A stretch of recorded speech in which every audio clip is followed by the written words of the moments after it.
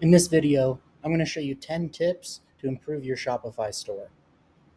It's 2024, e-commerce is more competitive than ever, and some of these things will help give you an edge when it comes to customer engagement, generating more sales, and overall UX and feel on your website, and just giving it a bit more of a professional feel. A lot of stuff out of the box on Shopify isn't configured as well as it could. So some of these tips can really help improve your store and get you more sales. So yeah, I'm gonna give you 10 tips. I'll also break it out so you can skip through this video, and let's get started.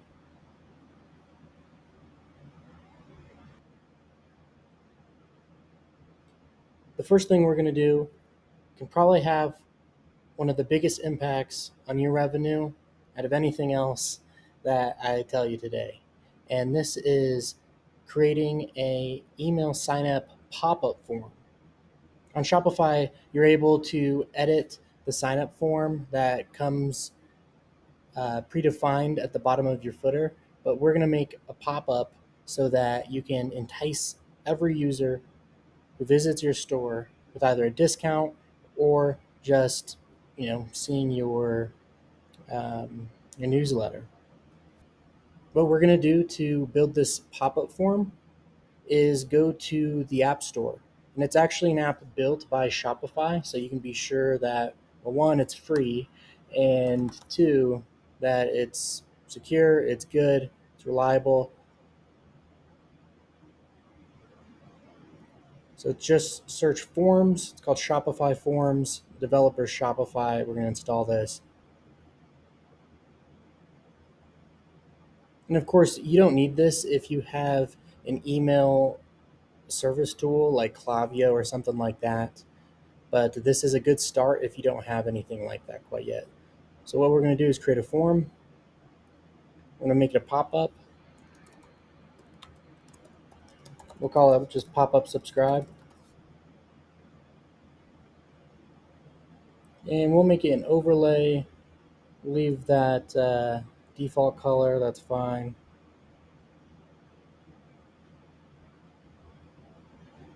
You can change the title if you want. We'll say sign up for our newsletter.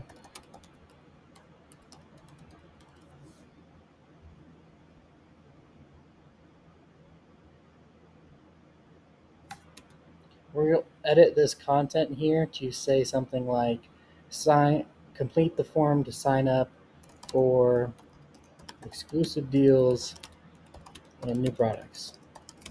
Something like that. You can leave it the same.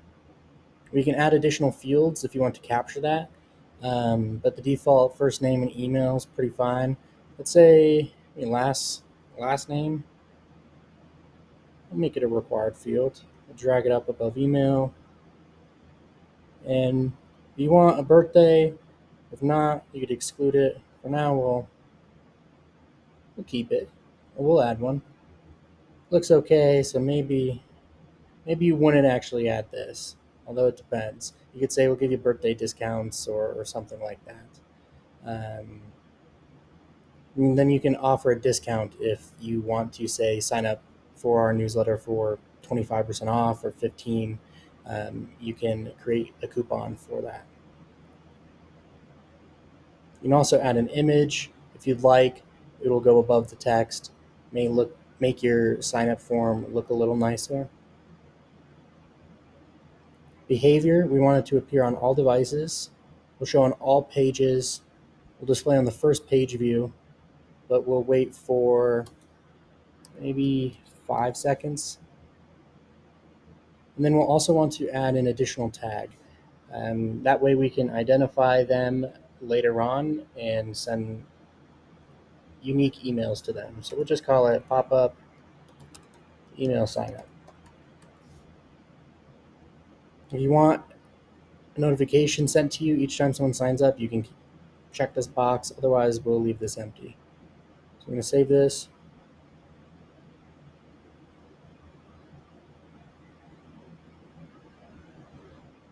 Now we have to install the form theme app embed. So we'll go to our online store here, and this will open up your theme editor. and then we'll just enable it if this pops up. So check that box, and then we'll push save. Now if we go to preview our site, we'll see that it pops up.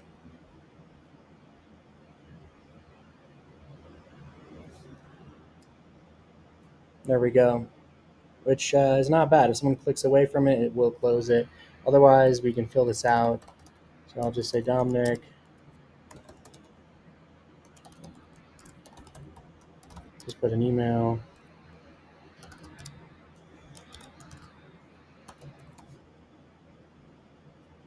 Now when we submit this, customers who submit it will go into your customers tab. You'll see it says I am subscribed. You'll also notice this custom tag, pop-up email sign up. So if you do, email these people with a marketing flow, you can target people who have this particular tag.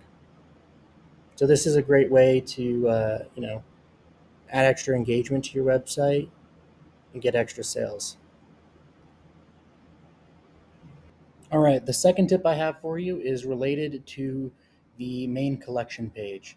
So you may notice that on your collection pages, there's a max of, I think by default, it's 24 pages. That doesn't show it well, but let's go into the theme editor and you'll see what I mean. So we'll go over to catalog, click into product grid, and you'll see that products per page maxes out at 24. But if you have a lot of products, that isn't exactly ideal because it's paginated and you may want to show more.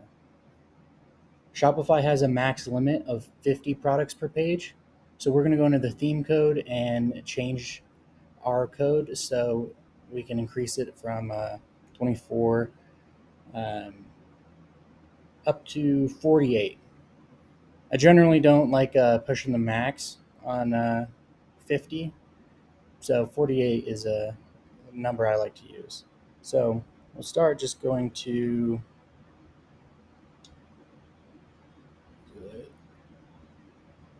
collection JSON, and you'll see that this is the setting that is saved as products per page.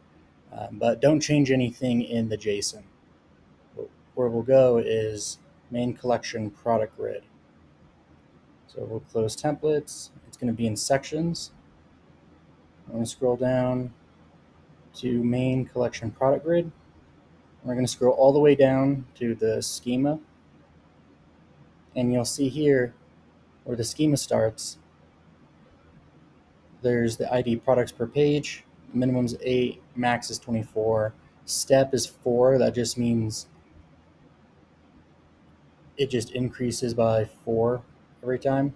So you could change that to 2 or 1 if you wanted. It doesn't really matter. I think it just does 4, so you could show 4 columns.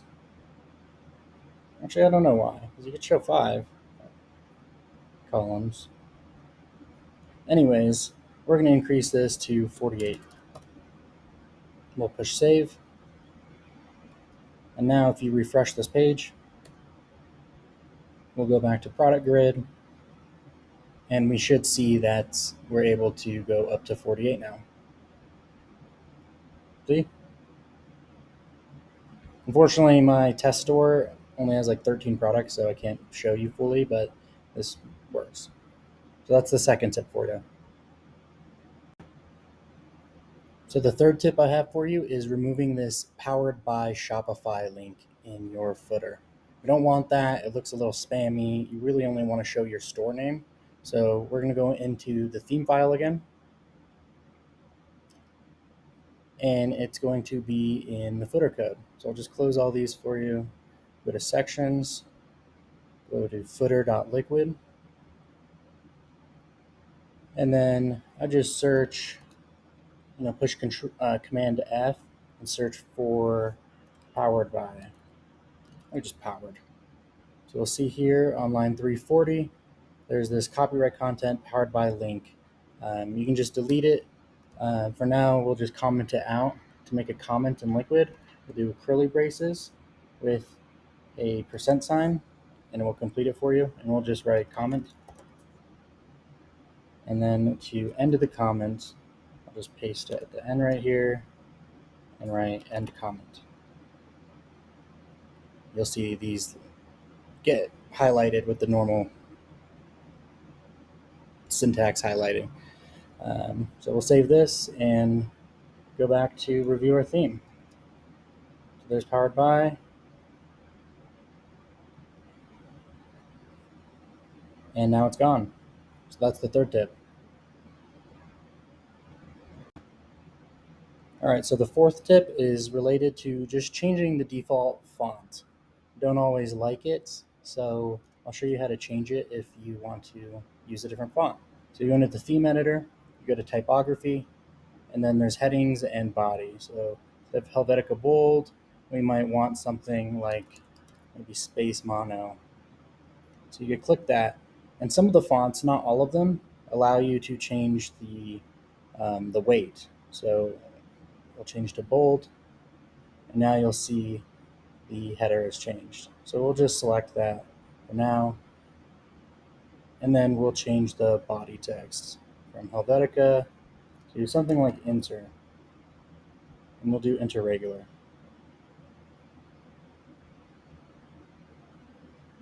So that looks a bit better.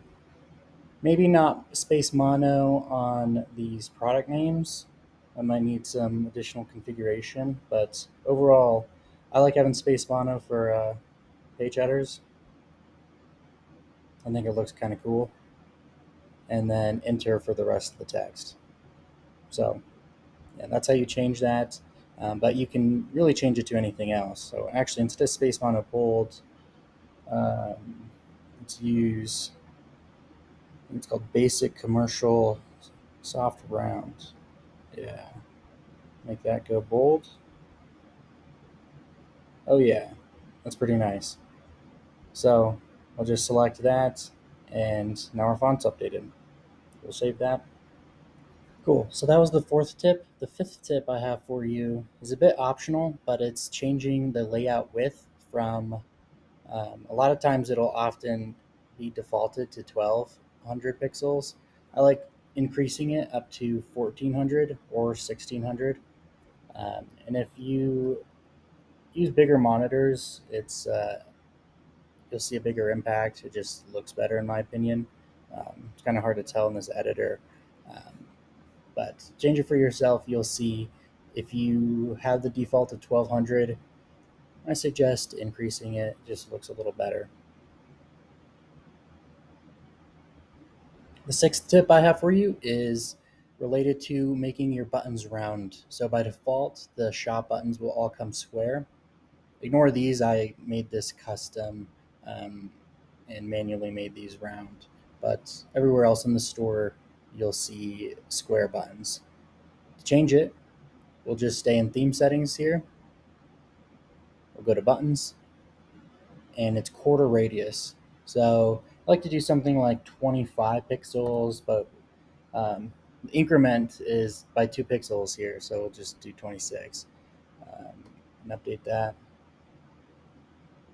You'll see that square button is looking a bit rounder now. I think it just looks a lot more modern and clean across the store. So that's an easy win for you. So we'll save that, and we're good. All right.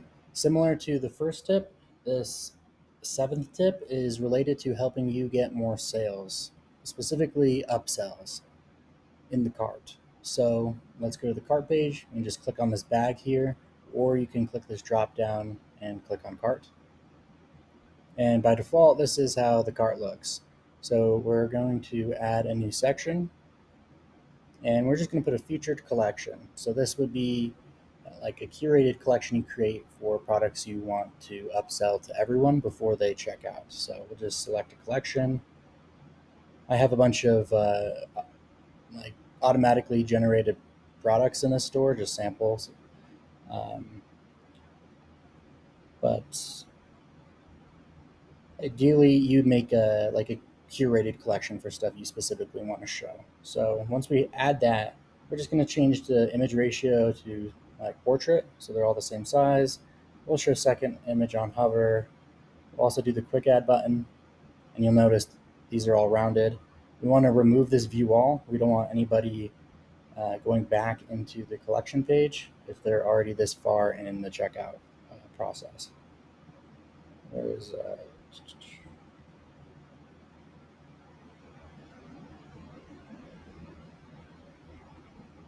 I'm missing something. Oh, okay. Yeah, uncheck this enable view all if collection has more products than shown. Now that's looking pretty good.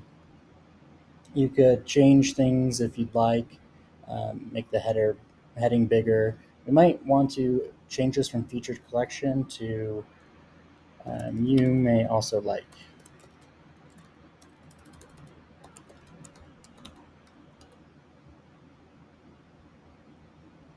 And you could do any other customizations you want. Might add swipe on mobile. And yeah, we'll save. And now, before your customers check out, there's another opportunity to upsell them on something. So here you might make a curated collection of easy upsells. Maybe that's like a cheaper product that pairs well with everything in your store, or your keynote that maybe is your best selling product and you just want to put it in front of everyone's eyes one last time.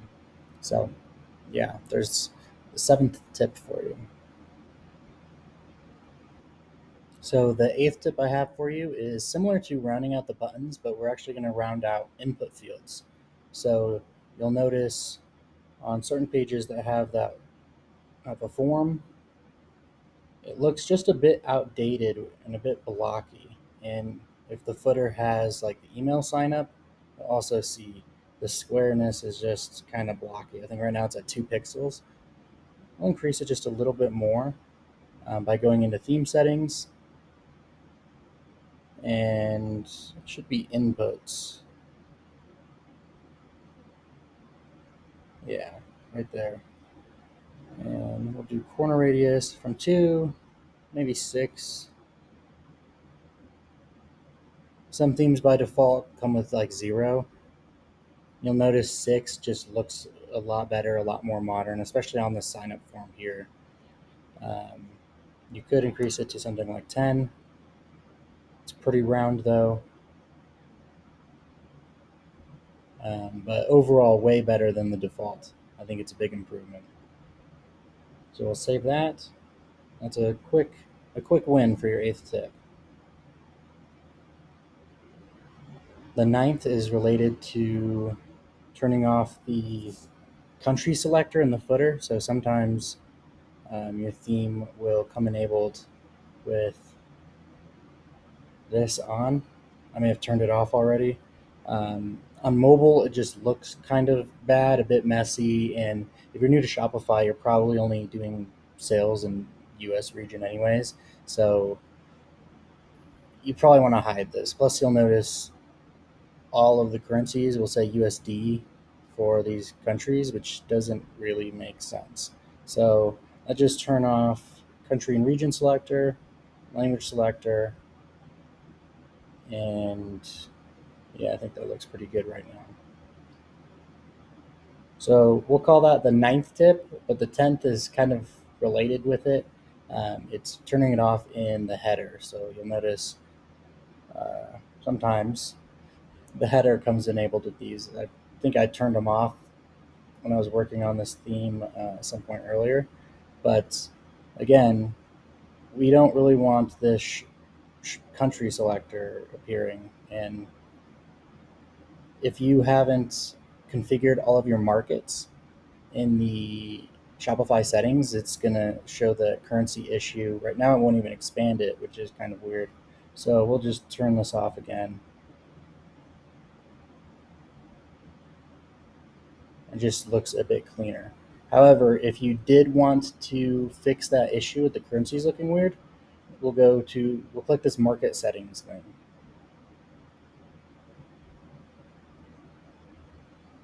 We'll click on international, and then you can enable pricing in customers' local currency.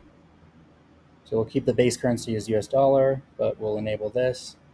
We'll save it. We'll preview our theme just to see how that looks. You'll notice the currencies don't look broken anymore. So do that. Just do language 2. Now if we expand this,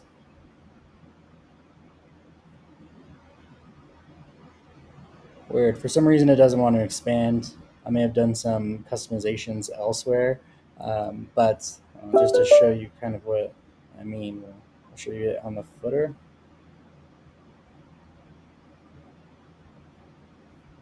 What's going on here?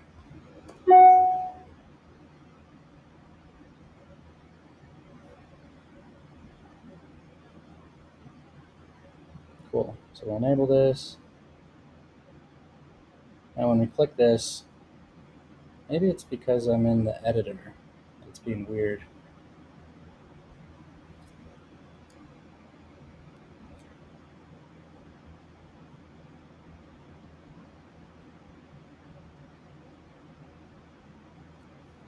Scroll all the way down. And now you'll see the currencies look, they're looking right. And we should see that in this header too. Weird. Yeah, something with my theme right now. There's when you're in web development, you'll come across random bugs from time to time. Basically, don't be afraid. Debugging is just a natural process because you'll run into new issues all the time when you're working with outdated or updated themes, working collaboratively with the team. Sometimes stuff will get changed. No one knows who did it, or whoever did on your team left the company. So don't be afraid of running into issues. Nothing's going to catch on fire, and just figure it out. But yeah, there's 10 tips for improving your Shopify store. I hope you liked it. I will make videos on a few of these tips individually to expand on each of them. I didn't have enough time to really go in depth with that pop-up form and some other things that I'd like to. But overall, if you liked this, if you found any of it helpful, please like, comment, and subscribe. It actually really helps. I'm new to making videos, so any of your support is really appreciated. And also, if you have any feedback, advice, or stuff you want tips on, or stuff you're having issues with or tripped up on in Shopify, leave a comment and I'll try to help and or make a video or just reply in the comments, or we could connect offline. And yeah, I'm happy to help and share the knowledge I have because I've worked in e-commerce professionally for a lot of years and pretty well versed in Shopify as well as Salesforce Commerce Cloud. And I've done more than just theme development on Shopify. I've also done like custom plugin development and handled some APIs and hooking it up to maybe your order management system and lots of other stuff, email marketing things with Klaviyo, third-party integrations. So yeah, it was a little long-winded, but yeah, if there's any feedback, drop a comment. I'm happy to just share what I know. And yeah, please like and subscribe if you thought this was helpful. Thanks.